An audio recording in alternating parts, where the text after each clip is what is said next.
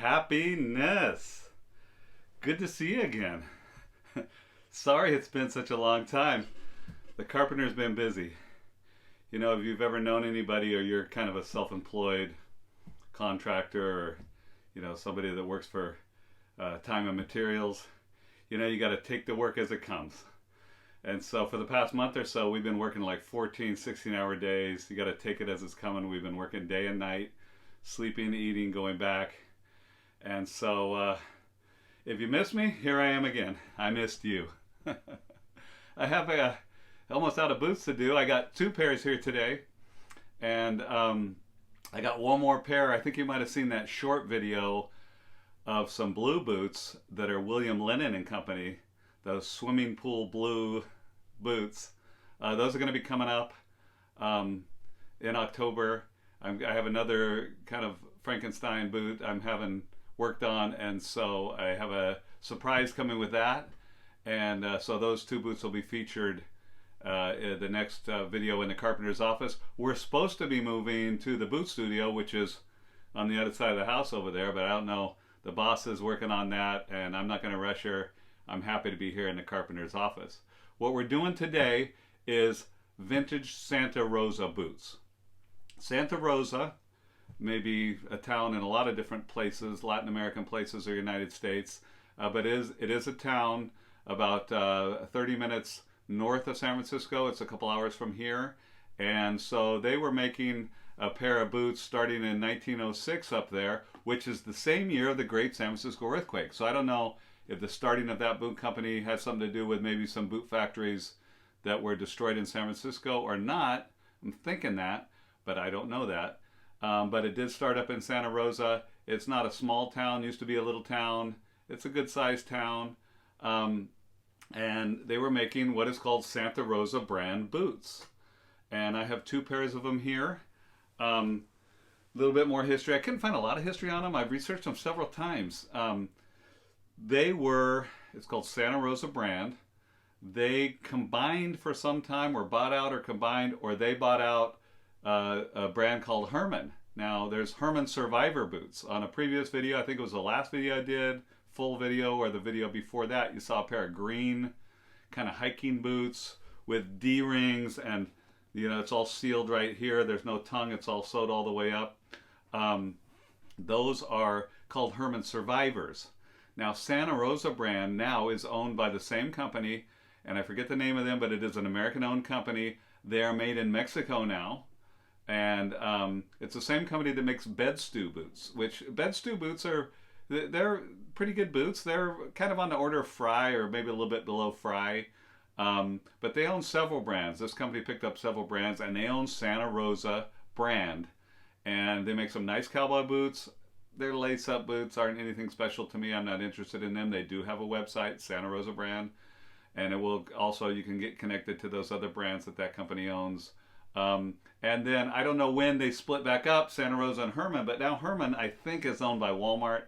Herman Survivor boots are kind of some of the cheapy work boots. I think they have something called Brahma at Walmart, and then they have these Herman Survivor boots. The Herman are the little bit better. One of my guys had one of the mock toe, steel toe Walmart type Herman boots, and they weren't bad, and he liked them a lot. They were like a crepe sole, and they worked well for him. But these are vintage. I'm not quite sure how old they are.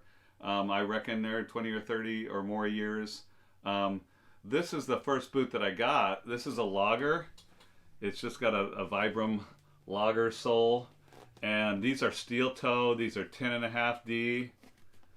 I really like them. They're kind of like my backup work boots if I ever need them. I love the color, and I don't really want to wear them for work, but they are work boots, and they are a Santa Rosa brand. Now, I just saw a pair pop up the other day on Facebook, this pair, and they were supposed to be steel toe. It's a structured toe. It's not steel. I guess the vendor thought that they were steel toe and sold them to me, and then I told them that they weren't, so they offered me a really big discount just to keep them. And so I kept them, and these are a 10E.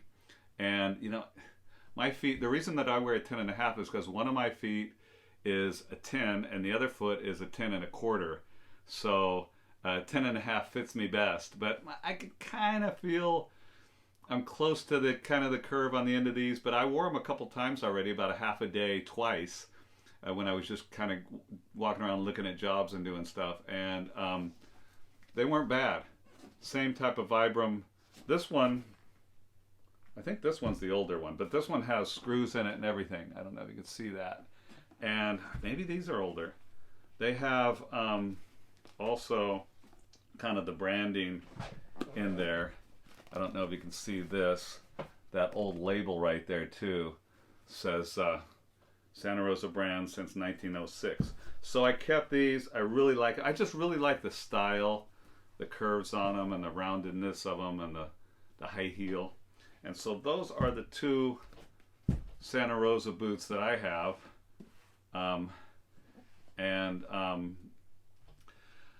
I wanted to let you know that I am going to be traveling. We have some stuff over here, a little display. This is my Charro hat. I had my Charro hat made specifically for my giant dome. I'm like a 60 centimeter, 7 5/8 up here in inches.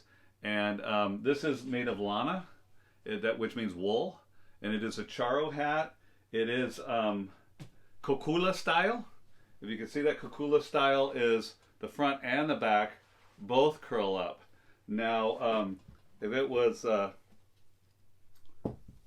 San Luis Potosi style, it would be flat in the front. It would have the curve in the back, but it would be flat in the front. And those are basically the two main styles of Charro hats that they have. And I had that made. It was not cheap. There's a shop on one of the main streets right there in El Centro, Guadalajara, called Juarez.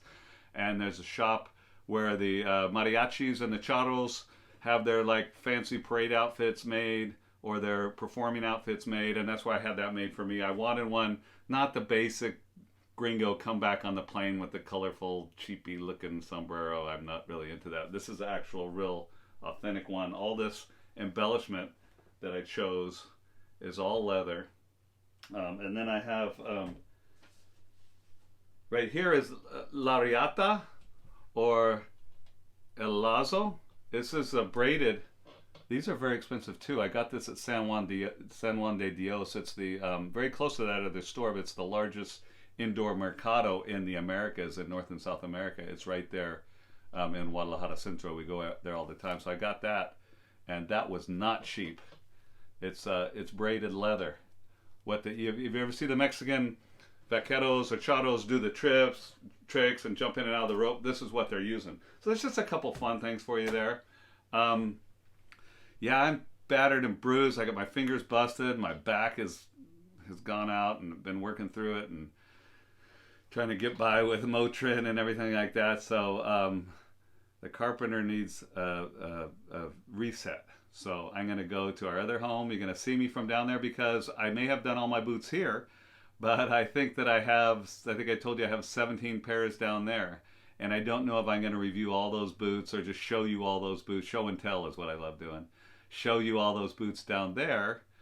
But probably at least one or two videos and to show you what I got down there. And then hopefully when I come up, I'll have another video of a couple really trippy specialty boots that I have, including that blue pair.